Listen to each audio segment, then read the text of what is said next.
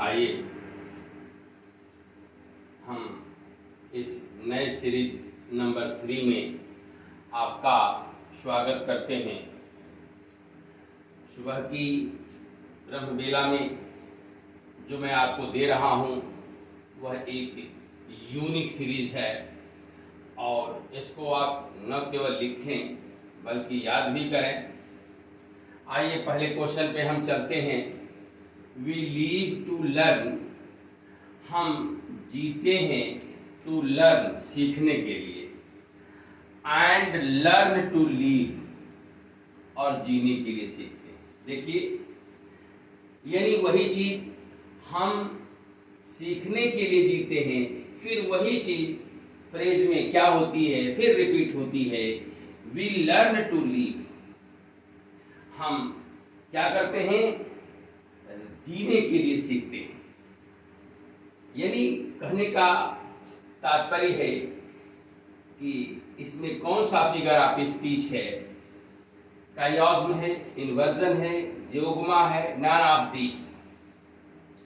तो my dear guys, जब क्या होता है, रिपीट होता है फ्रेज, तो वहां पर हम कौन सा फिगर ऑफ स्पीच कहते हैं, वहां पर काइऑज्म होता है। It is based on, chiasm is based on construction. यह कंस्ट्रक्शन पर बेस्ड होता है, यानी वही चीज आपकी रिपीट होती है। आपने देखा कि यहाँ लर्न टू लीव है, यहाँ लीव टू लर्न है। Fair to fall and fall to fair, यानी आप ये भी क्या है, काइऑज्म है। देखिए, truth is beauty and beauty is truth, ये भी काइऑज्म है। यानी वो चीजें क्या होती हैं, रिपीट होती हैं। तो जब फ्रेज अथवा क्लास में कुछ चीजें रिपीट होती हैं, उसे क्या कहते हैं, काइऑज्म कहते हैं। आइए हम अगले क्वेश्चन पे चलते हैं। अगले क्वेश्चन पे चलते हैं। The phrase terms, the phrase lips dancing is an example of pathetic fallacy, hyperbole, पन, कॉन्सीट। माय डियर गाइस, आपको पता है कि when nature is portrayed like living things, I mean to say that nature is used like a living things. In that condition we call it pathetic fallacy।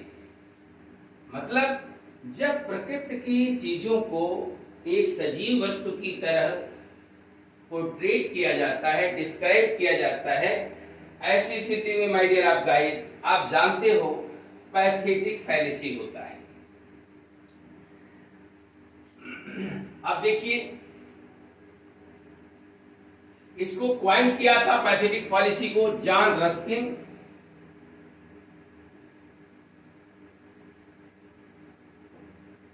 में 1856 में। आइए हम अगले क्वेश्चन पे चलते हैं। तो लिटरेरी टर्म्स के बाद हम आपको ले चलते हैं वन वर्ड सब्स्टिट्यूशन की तरफ। इसमें तमाम idioms, phrases, synonyms, antonyms, miss spelled word, तमाम प्रश्नों की इसमें श्रृंखला है। तो आइए हम चलते हैं तीसरे क्वेश्चन पर। चौविनिस्ट, चौविनिस्ट का मतलब होता है अ पर्सन, वह व्यक्ति who is blindly devoted to an idea और रिलीजन, और रिलीजन जो वह व्यक्ति जो अपने धर्म और अपने विचार के प्रति क्या हो, ब्लाइंडली सपोर्टेड करता हो, ब्लाइंडली डिवोटेड होता हो, यानी अंधभक्ति के साथ, वो चाहे गलत हो या सही हो, इसका मायने उसके सामने नहीं रहता है। वो अपने ही विचार और अपने ही धर्म पर वह क्या रहता है, डिवोटेड रहता है, दूसरे को नहीं मानता है। ऐसे व्यक्ति को चौविनिस्ट बोलते हैं। अगला question, coquette a girl or women who flirts with men, वह लड़की या औरत जो पुरुषों को क्या करती है, अपनी सौंदर्य के माध्यम से आकर्षित करती है, उसे क्या कहते हैं, कॉकेट कहते हैं। जिस एक अगला कॉनिशर, बच्चों ये जो क्वेश्चन है आपके तीनों, ये न केवल वन वर्ड्स के माध्यम से पूछे जाते हैं, बल्कि आपके मिस स्पेल्ट में भी जबरदस्त तरीके से ये क्वेश्चन पूछे जाते हैं। जैसे कॉनिशर, CONISSEUR, इसको पढ़ते हैं कॉनिशर। और अ क्रिटिकल जज of any art and craft, किसी भी कलाकृति के पास प्रति जो क्रिटिकल जज होता है, यानी बिल्कुल सही परख रखता है, उसको हम बोलते हैं कॉनिशर। जिसको आप इसको एक्सपर्ट भी बोल सकते हैं, विशेषज्ञ भी बोलते हैं, जिसका हिंदी में पारखी होता है। क्या होता है, पारखी। एक्सपर्ट स्पेशलिस्ट भी इसको बोल सकते हैं। आइए हम लोग अगले क्वेश्चन पे चलते हैं। राइट द एंटोनिम ऑफ, अब आपको एंटोनिम के शब्द कुछ दे रहे हैं, जिसमें है रिलक्टेंट, और रिलक्टेंट का मतलब होता है, आपको मालूम है, अनिच्छुक, जिसको हेजिटेंट कहते हैं, अनिच्छुक,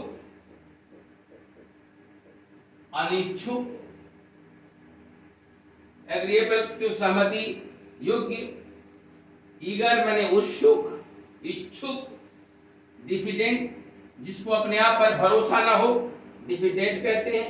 और अनविलिंग का मतलब भी होता है अनिच्छुक।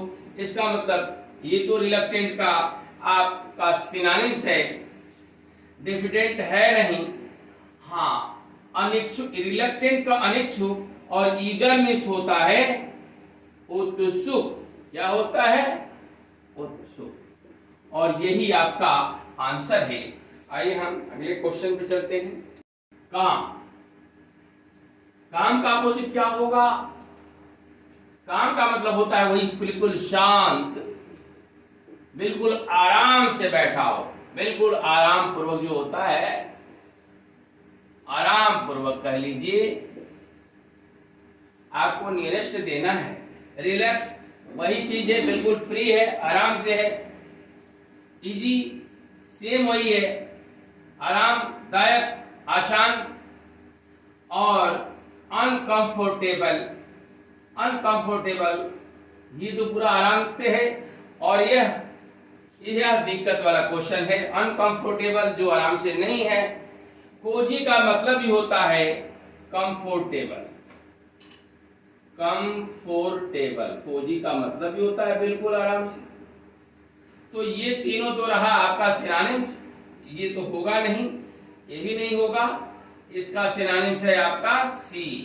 क्या है, सी, अनकंफर्टेबल। एक्सटिंक्ट, एक्सटिंक्ट का सिनोनिम्स होगा अस्पष्ट, जिसका देखिए यूजलेस, बेकार तो होगा नहीं, और एलिमेंट अप्रासंगिक होगा नहीं। एक्सटिंक्ट का एक और मीनिंग होता है अस्तित्व में होना, अस्तित्व में न होना, अस्तित्व में न होना।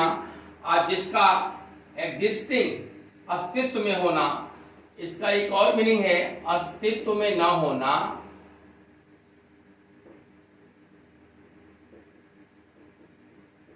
और इसका अपोजिट सीधे सीधे अस्तित्व में होना, एग्जिस्टिंग, और अनइम्पॉर्टेंट तो होगा ही नहीं। आइए हम अगले क्वेश्चन पे चलते हैं। डिस्क्रीट का एंटोनिम क्या होगा, बताइए। डिस्क्रीट का मीन्स होता है बुद्धिमान जिसको बोलते हैं, सावधान बोलते हैं, बुद्धिमान, सावधान। माय डियर, एक और आपका डिस्क्रीट होता है, वो चीज नहीं है।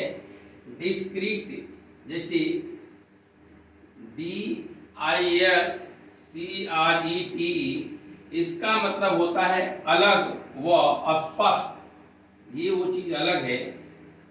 Separate and extinct, separate and clear,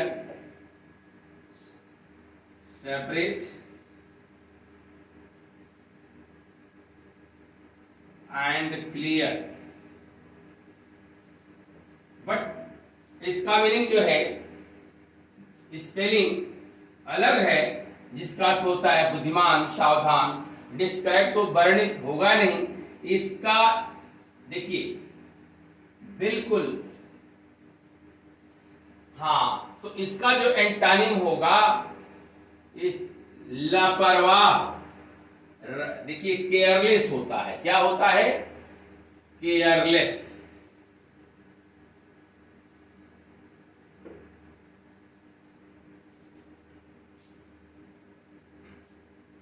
right the synonym of. अब आइए हम सिनोनिम्स की कुछ बात करते हैं। हाइब्रिड, हाइब्रिड का मतलब होता है दो या दो से अधिक चीजों से बना हुआ, जिसमें होमोजीनियस का मतलब तो होता है एक ही तरह का, एक ही तरह का।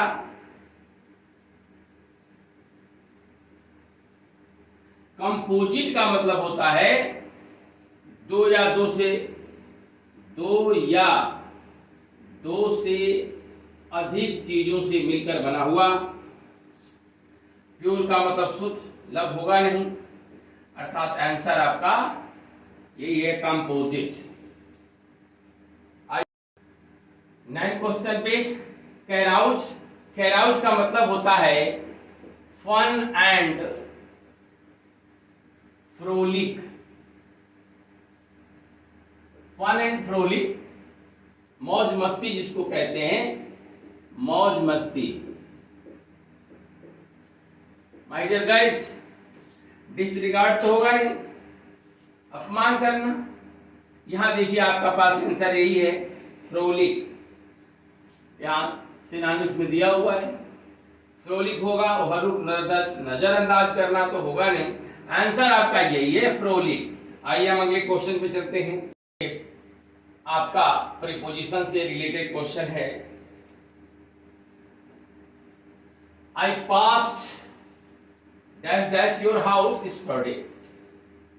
अब यहां देखना इसका अर्थ क्या होगा, मैं आपके घर कल क्या हुआ।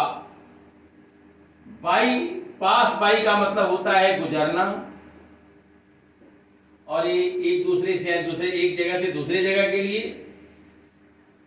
आप का मतलब होता है घटित होना,